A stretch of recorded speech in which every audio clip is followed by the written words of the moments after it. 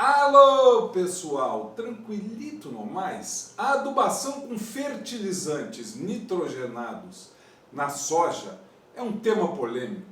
Entrevistei o engenheiro agrônomo, mestre e doutorando Nicolas Braga Casarim, que desenvolve pesquisas com fixação biológica de N na soja. Nesta entrevista são esclarecidas várias dúvidas práticas de como termos uma FBN eficiente e quando deve-se utilizar adubo com nitrogênio nessa cultura. É imperdível!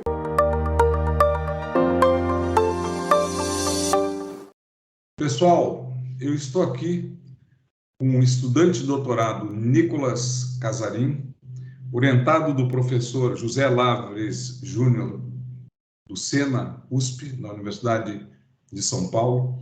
Então, eu te agradeço muito, Nicolas, pela tua presença aqui.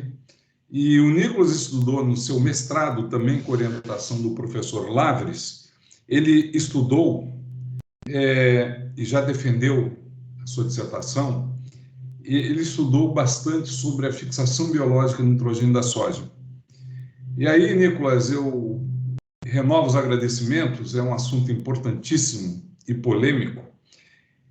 E eu gostaria e te agradeceria que você comentasse alguma coisa sobre a sua pesquisa de mestrado e os resultados obtidos.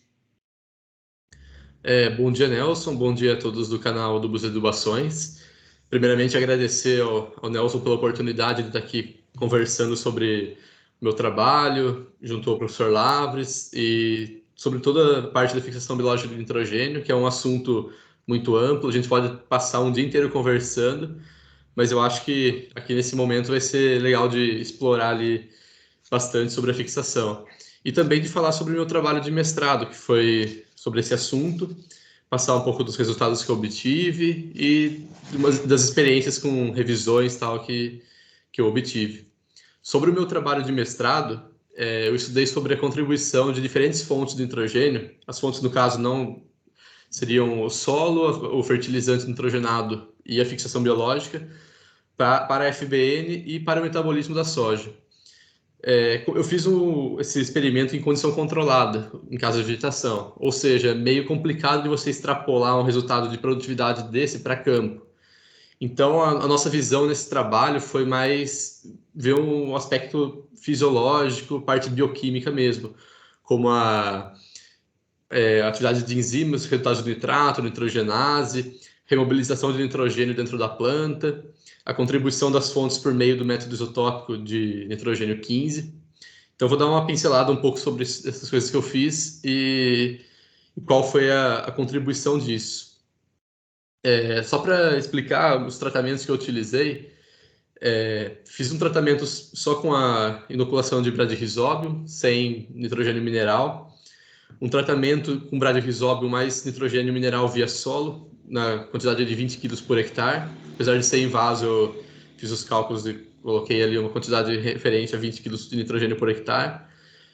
Um tratamento só com nitrogênio via foliar em R2, no florescimento, na quantidade de 2 kg de nitrogênio por hectare, e um tratamento combinando esses dois, via solo em V1, 20 kg por hectare, e via folha em R2, 2 kg de nitrogênio por hectare, e foi utilizada a ureia. A ureia é marcada com 15N para fazer o método de diluição isotópica.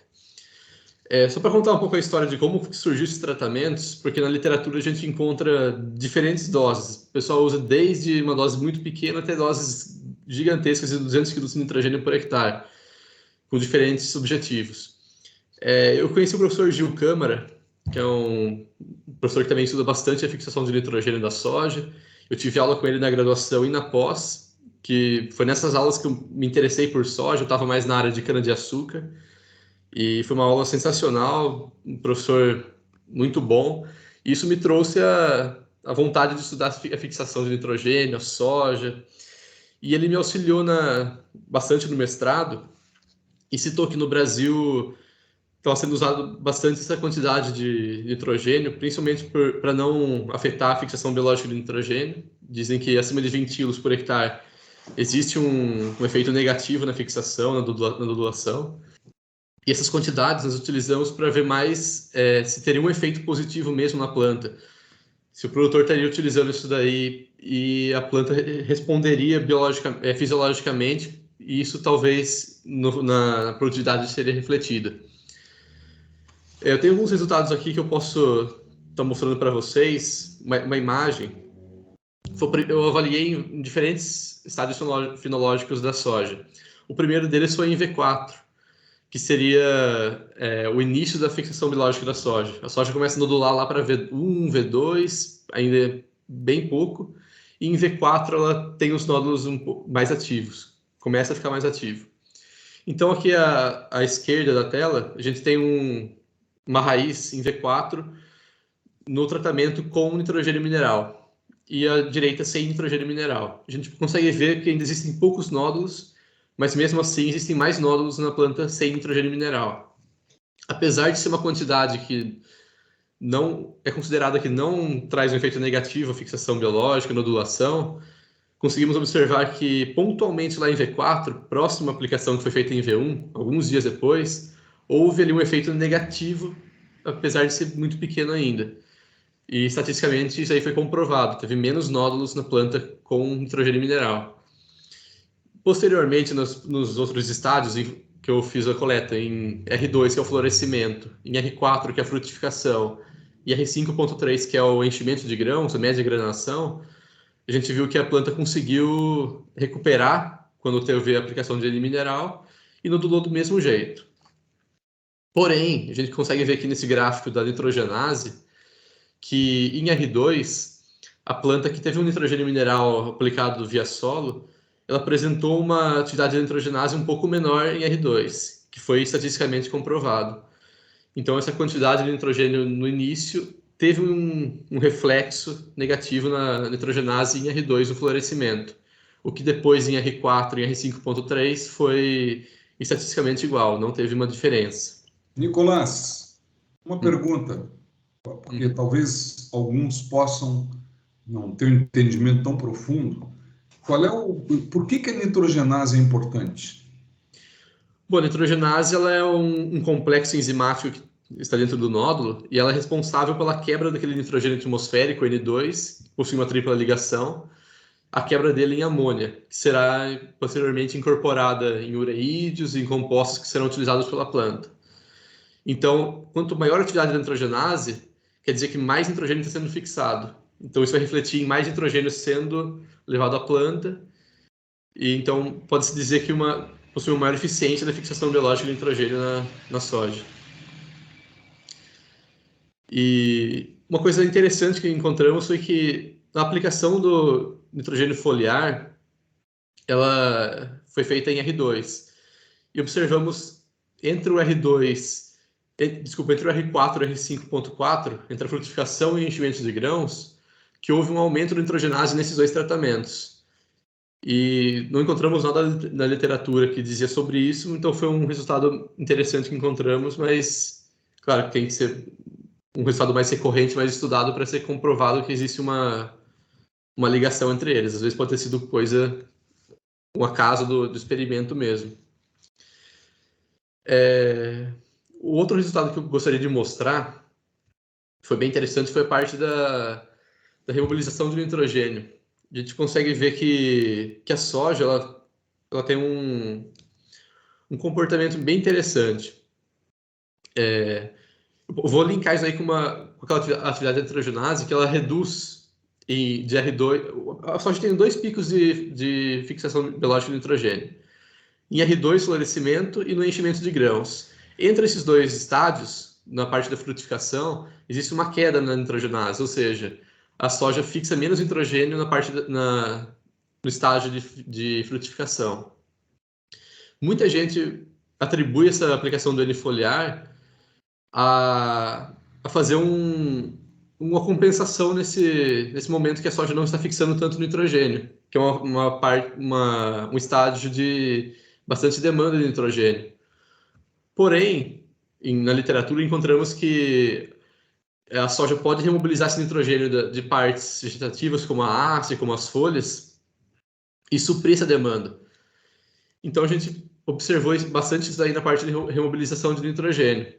Como a gente fez as coletas em 5 épocas, conseguimos ver o acúmulo de nitrogênio nas partes da planta nessas 5 épocas e ver que esse acúmulo ia diminuindo na parte vegetativa depois do florescimento, ou seja, ela fixou bastante nitrogênio no florescimento, que é um pico. Esse nitrogênio foi realocado para as folhas, para as hastes, e quando houve uma queda na nitrogenase, que, segundo a literatura, é devido a como as vagens e os grãos são fortes drenos fisiológicos da planta, os fotoassimilados são transportados a essas estruturas reprodutivas e menos fotoassimilados são destinados aos nódulos, que é a fonte de energia dos nódulos. Ou seja, com menos fotoassimilados, menos carbono, os nódulos têm uma atividade um pouco menor. E muitos pensavam que nesse momento seria necessário suplementar o nitrogênio. Porém, mostramos que a planta ela conseguiu remobilizar esse nitrogênio das hastes, das folhas, para as vagens, os grãos, e mesmo com a aplicação de N foliar, o acúmulo não modificou. Ou seja, não foi necessário essa suplementação de nitrogênio via folha, porque a planta conseguiu remobilizar o nitrogênio das partes vegetativas, e isso foi suficiente para suprir a demanda das vagens e grãos por esse nitrogênio. Então, isso aí foi bem interessante para mostrar que, sim, existem casos que é necessário aplicar o nitrogênio, mas ele não... uma fixação bem estabelecida, ela consegue suprir essa demanda de nitrogênio pela planta. E, por último, eu queria mostrar aqui os resultados de diluição isotópica para ver a contribuição das fontes de nitrogênio para as partes das plantas. O tratamento sem o fertilizante marcado, como ele não possuía esse fertilizante marcado, não foi possível de calcular essas contribuições. Até porque existe a contaminação da volatilização da ureia no ar e tal, então seria incorreto fazer essas medições na planta sem fertilizante. Mas o interessante é ver que naquelas plantas que receberam o N via solo, a ureia via solo em V1, teve uma grande participação daquele N nativo do solo, principalmente nas partes vegetativas. Ou seja, aplicar o nitrogênio via solo, ele também incentiva os micro-organismos dos solos a terem uma maior atividade, aumenta a atividade desses micro-organismos do solo, que vão mineralizar esse nitrogênio que estava na forma orgânica para uma forma mineral, e a planta vai utilizar esse nitrogênio que era nativo do solo. Porém, a contribuição da fixação ela é reduzida. Tanto pela redução da nitrogenase em R2, que eu mostrei, como por ter essa absorção do N do solo. A planta ela gasta muito mais energia para fixar o nitrogênio na parte de translocar fotoassimilados para o nódulo, esses fotoassimilados que seriam utilizados para construir células, para crescer, para produzir, vão para os nódulos. Então, é muito mais fácil para a planta ela absorver um nitrogênio mineral do solo. Então, quando tem esse nitrogênio mineral do solo, ela vai priorizar a absorção via raiz e vai reduzir a contribuição da FBN. Outra coisa interessante foi essa contribuição nas vagens e grãos. Mesmo nesses tratamentos via solo, de nitrogênio via solo, a contribuição da FBN foi maior, mostrando que aquele N que é realocado na planta, translocado para as vagens e grãos, das hastes, das folhas, são na sua maior parte provenientes da fixação, por ser um nitrogênio mais leve. Quando a gente usa o método isotópico, o nitrogênio 15 ele é mais pesado que o nitrogênio 14. Que o nitrogênio 14 é mais abundante na atmosfera, e a fixação do nitrogênio ela provém para a planta um nitrogênio mais rico em N14, um nitrogênio mais leve, entre aspas, com uma massa menor.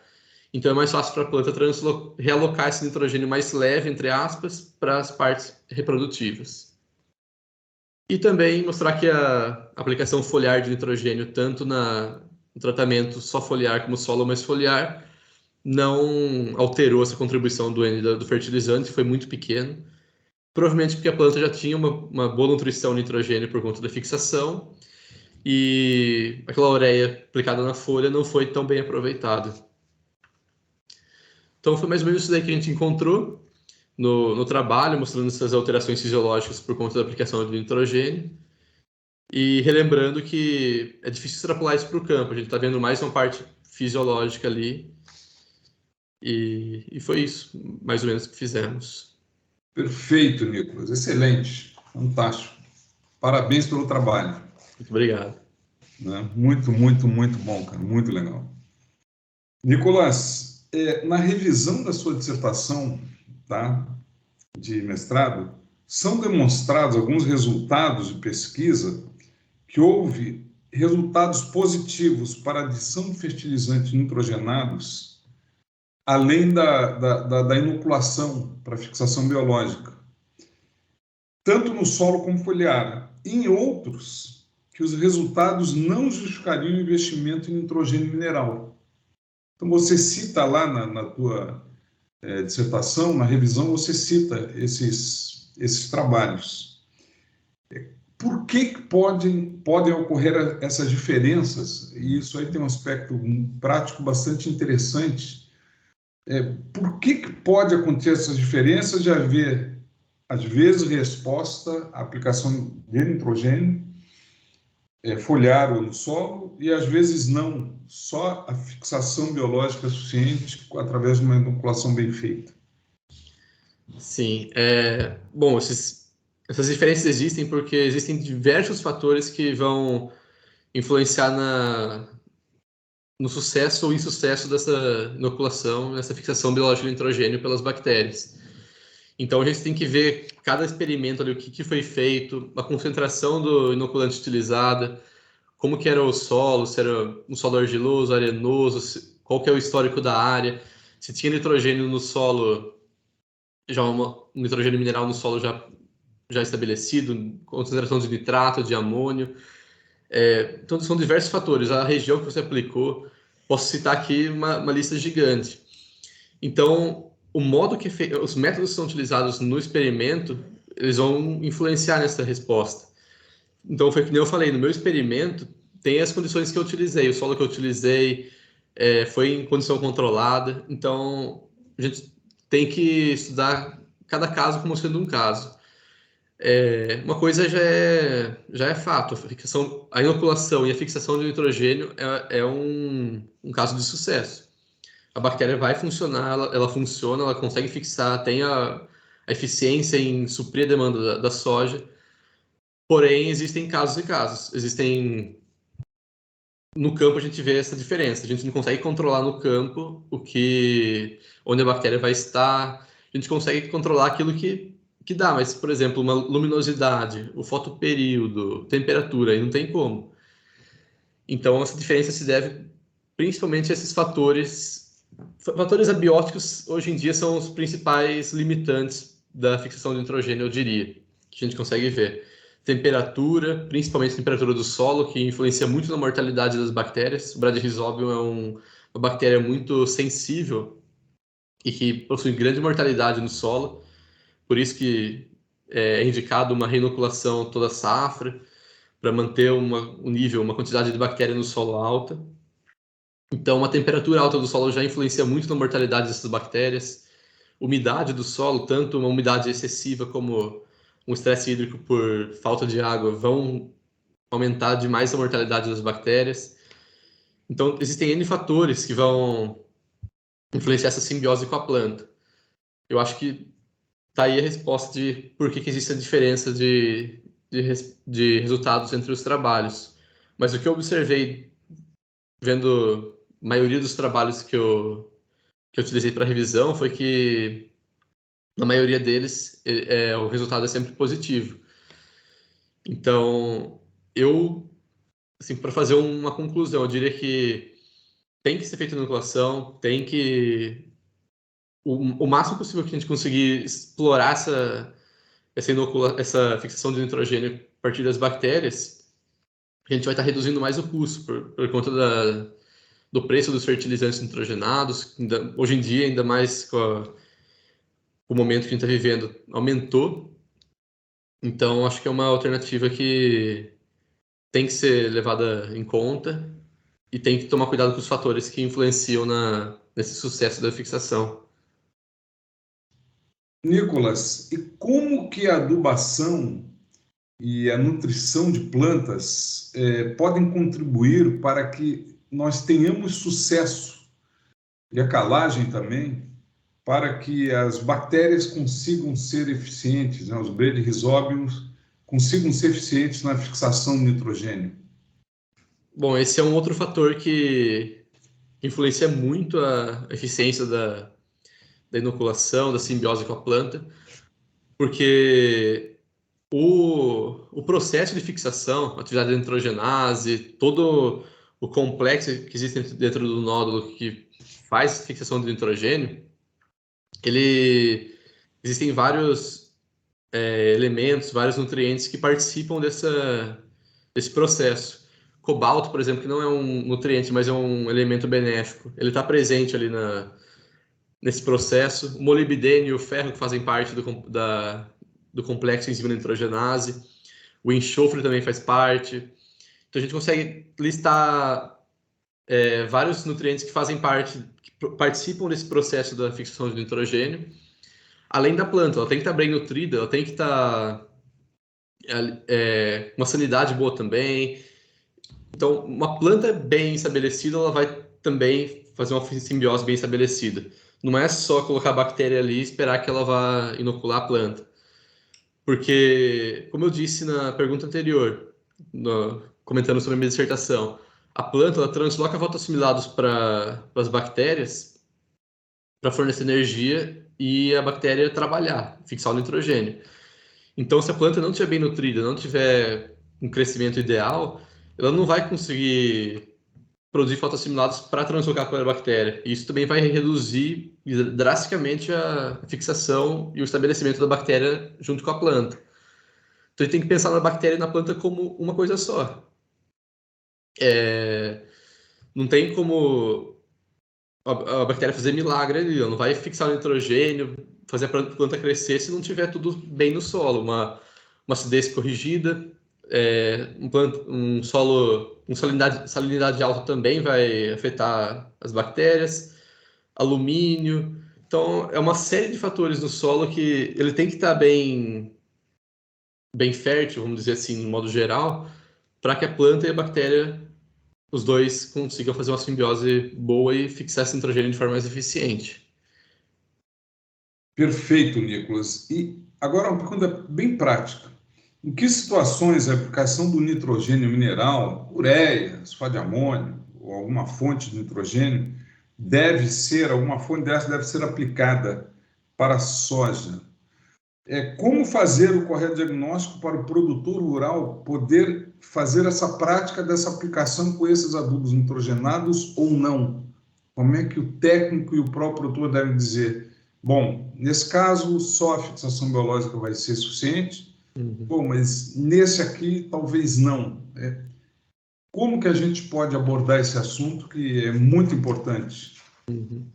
Sobre a primeira pergunta das condições que devem ser aplicadas à inoculação, eu diria que, de modo geral, em todas as condições. A bactéria, ela não existe uma contraindicação para aplicar o bradyrhizobium. Ela não é uma bactéria que vai desestabilizar a microbiota do solo. Ela é uma bactéria pouco competitiva também. Esse é um outro fator que, às vezes, influencia negativamente na inoculação, que é competição com outras bactérias no solo, principalmente os patógenos. Então, a prática da inoculação, para mim, deve ser feita em sua totalidade. O Brasil é um país que ele utiliza bastante, quase em sua totalidade das áreas, a inoculação de bradyrhizobium. Então, já é uma prática utilizada. Eu ainda comentaria aqui sobre a coinoculação, que hoje em dia é feita também, acho que, se eu não me engano, em 30% das áreas do país, ou 20 e poucos por cento, se eu não me engano, com azospirilo, que vem demonstrando resultados positivos. o pessoal vê o zospirilo como uma bactéria que é utilizada no milho, em gramíneas, mas a gente vê que hoje em dia ele tem um grande potencial também na soja por produção de hormônios, e não tanto pela fixação de nitrogênio, porque comparado com o Bradyrhizobium é bem menor, por ser uma bactéria de vida livre, fixa menos do que o Bradyrhizobium, mas a gente percebe que existem resultados positivos no crescimento de raízes, crescimento inicial da soja. Então, com mais raízes, existem mais sítios de infecção do Bradyrhizobium, mais nódulos, mais fixação. Então, para mim, eu aplicaria sempre as bactérias, além de ser um método mais barato do que você aplicar um fertilizante, alguma coisa que vá aumentar a produção da planta da soja. Sobre o diagnóstico, eu voltaria para os fatores que eu comentei na questão anterior. Teria que ver cada caso para ver como que a planta vai estar estabelecida ali, como vai se estabelecer essa simbiose. Existem fatores que vão reduzir essa eficiência. Por exemplo, vamos pegar um campo com, vamos supor, um lugar com uma temperatura muito alta e um campo sem palhado, que o solo está descoberto. O solo vai esquentar muito. E o Bradyrhizobium, ele tem uma faixa uma faixa limite, de temperatura para sobrevivência de 27 a 37 graus, se eu não me engano. Então, varia muito de acordo com a estirpe. Se você colocar uma estirpe ali que não tolera um calor muito alto, uma temperatura muito alta, e um solo descoberto com uma temperatura chegando ali a 35 graus, por exemplo, o solo vai estar com uma temperatura muito maior. Não existe bactéria que vai sobreviver naquele solo. Nesse caso, com uma impossibilidade de uma fixação muito eficiente, aí a gente pode partir para aplicação de nitrogênio mineral, porque se você inocular, não vai fixar nitrogênio de forma eficiente. Então, continuando sobre os fatores que influenciam nesse sucesso da inoculação, um muito importante é o produtor, ele conhecer de onde ele está pegando esse inoculante, qual estirpe que ele vai utilizar, porque assim como a planta tem diversas variedades, diversos cultivares, as bactérias também existem diversas estirpes e cepas, cada um com sua especificidade, com sua eficiência na fixação ou eficiência em alguma promoção de crescimento. Então, o produtor saber qual estirpe ele está aplicando. E, muito importante, saber a procedência desse inoculante. Hoje em dia, eu participei esses mês passado, mês retrasado, se não me engano, do Congresso Brasileiro de Soja. E também houve lá a Relare, não sei se vocês conhecem, uma reunião com professores, com pesquisadores, com empresas de produtoras de inoculantes, que foi discutido muito um assunto que também alto hoje em dia, que é a produção de inoculantes on-farm, que seria a produção de inoculantes na própria fazenda. Então, é um assunto bastante delicado hoje em dia. Existe uma discussão sobre esse on-farm, se deve ser regularizado, se não. Eu não quero entrar nesse âmbito aqui, mas o produtor saber o que ele está fazendo. Porque o inoculante é um produto ali que tem que estar puro. Ele não pode... Se tiver um contaminante ali, você colocar um inoculante com algum patógeno no meio do seu inoculante no solo, é a mesma coisa que você aplicar um patógeno ali, você vai ter problema. Então, escolher bem o inoculante, o modo de você armazenar ele antes de aplicar, aplicar, se você for fazer um tratamento de sementes, já plantar no mesmo dia, porque a bactéria vai ter uma mortalidade ali na superfície da semente, principalmente uma semente já tratada com fungicida. Existe também um efeito negativo na sobrevivência dessa bactéria. Aplicação de herbicida no solo, depois ou antes da inoculação, pode influenciar. Então, não só depois de você plantar, mas o antes, o pré-plantio é muito importante também. Você saber de onde está pegando o inoculante, como tratar esse inoculante, como manusear e como ser aplicado. Então, a quantidade que você aplicar também. A quantidade é muito importante. Se você aplicar uma quantidade que abaixo da recomendada, pode ser que o sucesso seja menor. Assim como a concentração do produto. Você pegar um produto que não é registrado ou feito de uma maneira incorreta, pode ter uma quantidade menor, contaminado. Então, lembrar disso daí. O pré-plantio também é muito importante. Não é só pegar uma bactéria aqui e vou colocar no solo. Não, você tem que saber a procedência, saber o que você está colocando no seu solo. Isso vai influenciar muito também no sucesso dessa inoculação. E também existe por último aqui, citar um outro fator, que seria a reinoculação, que ela é recomendada a ser feita todo ano, né? Inoculação com bradyrhizóbio. Como eu citei, é uma bactéria com alta mortalidade no solo, então de uma safra para outra a gente não vai encontrar uma população de bradyrhizóbio suficiente no solo para fixar eficientemente a planta. Então, é recomendado que todo ano seja feita essa inoculação para manter a população de bactérias no solo ideal. Bom, sobre esses fatores que eu comentei anteriormente, eu gostaria de só citar aqui a ANP, que é a Associação Nacional dos Produtores e Importadores de Inoculantes, com quem eu tenho colaborado nesses últimos anos. Tenho trabalhado junto com o Solon Cordeiro, que é um grande nome da fixação de nitrogênio, dos inoculantes, e ele que me trouxe esse conhecimento grande sobre os fatores que eu comentei anteriormente, sobre como eles influenciam. Então, só deixar esse adendo aqui sobre esse conhecimento que eu obtive a partir do Solon e da AMP, que foi uma experiência bem enriquecedora para o meu conhecimento em inoculantes. Agora, o que eu recomendaria seria a construção de um ambiente de produção. Isso aí já devia ser feito não só por conta da inoculação, mas para a produção de qualquer cultura. Então, se você tiver um ambiente bem construído ali, com solo coberto, eu sei que é difícil em algumas regiões do país conseguir fazer uma cobertura ideal do solo, mas o máximo que conseguir fazer para manter os fatores que influenciam a nodulação ideais, a gente não consegue manter tudo ideal. Não é uma condição controlada. Mas o mínimo de estresse que a gente conseguir dar para a planta e para a bactéria já vai ser eficiente para fazer essa nodulação mais eficiente, uma fixação melhor. Então, caso existam esses estresses, aí que eu recomendaria uma aplicação de alimento mineral. Talvez também uma suplementação via foliar, se perceber que durante o ciclo a bactéria não se estabeleceu bem, tentar uma reinoculação e uma aplicação de nitrogênio mineral via folha. Então, existe uma diversidade de opções para fazer nesse manejo. É difícil responder aqui um diagnóstico com uma infinidade de condições que existem no país, que a gente observa de norte a sul.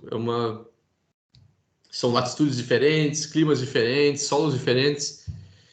Então, ver bem esses fatores, tentar construir um ambiente bom para a planta e para a bactéria, e caso existam estresses abióticos ou bióticos também, de patógenos e tal, aí nesse caso, suplementar com nitrogênio para suprir o que a soja demanda, né? Porque a soja, por ser uma proteoleaginosa, aproximadamente 40% de proteína no grão, ela demanda bastante nitrogênio.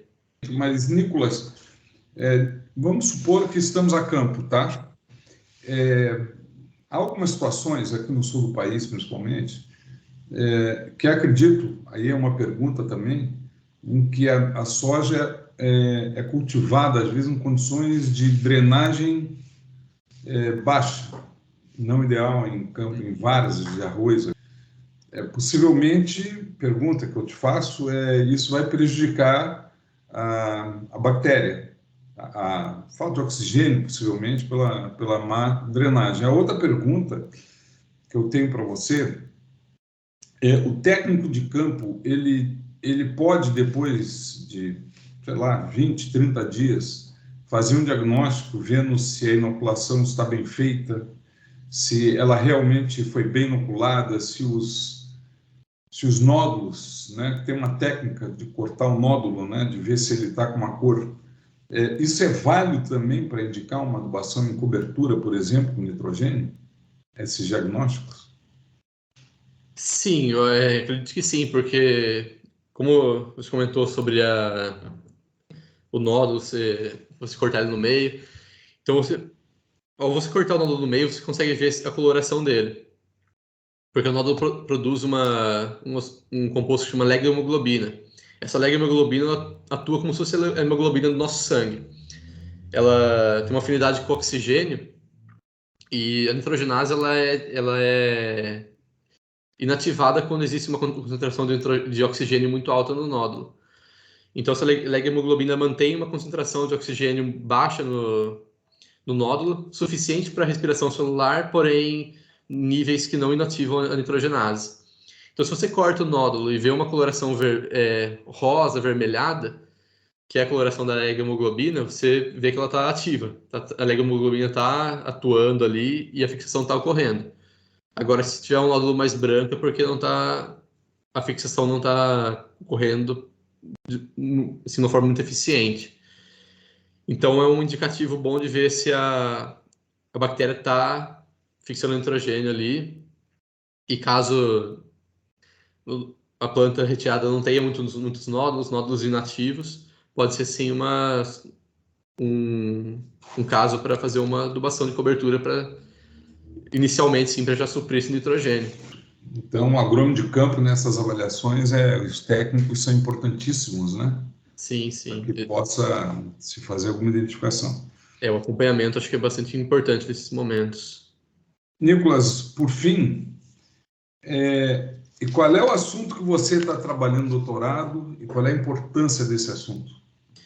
Bom, no doutorado eu continuo trabalhando com soja, a parte da fixação, mas dessa vez eu estou adentrando mais a outras bactérias promotoras de crescimento, que é um assunto que está crescendo bastante, é muito interessante também.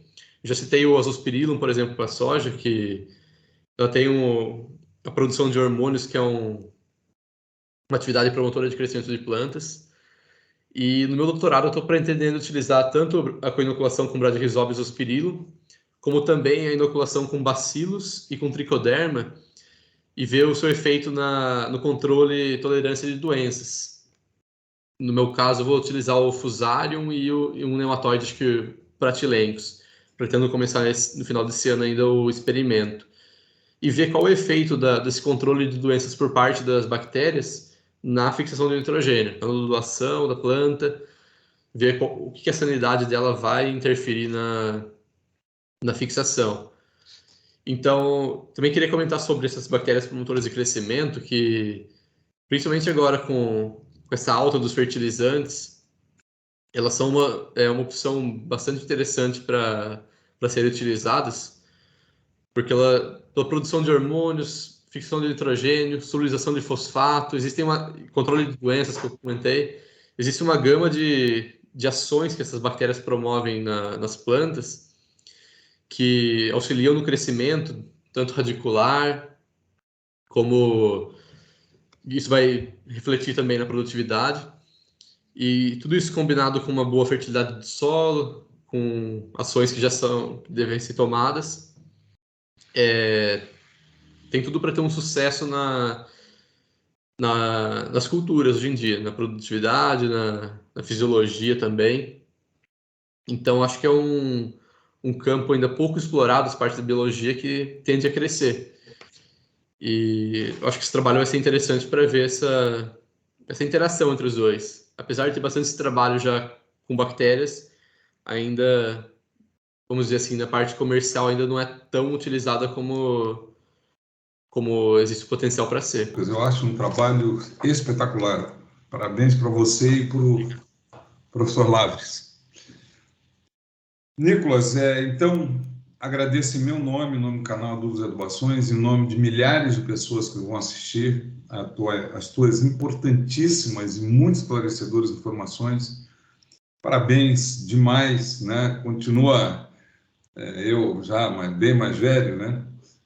No teu caminho de pesquisa. O Brasil precisa de pesquisas de qualidade como a sua, e parabéns mesmo, né? E para terminar, uma última pergunta: algumas considerações gerais você gostaria de fazer? Bom, como considerações finais, citar primeiro o que eu falei na última pergunta sobre o uso de bactérias, que eu acho que é um campo ainda a ser bastante explorado na agricultura. A gente conhece bastante, mas ainda é muito pouco perto da complexidade da microbiota do solo. E apesar de a gente sempre puxar para o nosso lado ali, eu puxar para o lado da inoculação, o pessoal puxar para o lado do fertilizante, outra conservação do solo, a agricultura é algo conjunto. Então não adianta você ter uma boa inoculação e não ter uma boa fertilidade do solo, não ter uma boa conservação dele, o solo não está bem aerado, não ter um ambiente bem construído. Então a minha consideração final é essa daí, é a gente fazer uma agricultura conjunta, pensar em todos os fatores, fator biológico, o fator da planta, o fator do solo, fertilizante, conservação do solo, é tudo um conjunto para que a gente consiga construir uma boa agricultura, condições boas para uma planta crescer e a gente obter boas produtividades no campo. Então, agradecer ao Nelson pela oportunidade. Espero que tenha sido uma entrevista proveitosa, que consigam obter algumas informações que eu passei aqui que sejam proveitosas para vocês. E continuar nessa pesquisa com a fixação, que é um campo bastante amplo a ser estudado. Obrigado, Nelson. Nicolas, nós que agradecemos todos que vão assistir. Excelente, Nicolas. Muito, muito obrigado. Grande abraço. Um abraço. Obrigado. Tchau, tchau.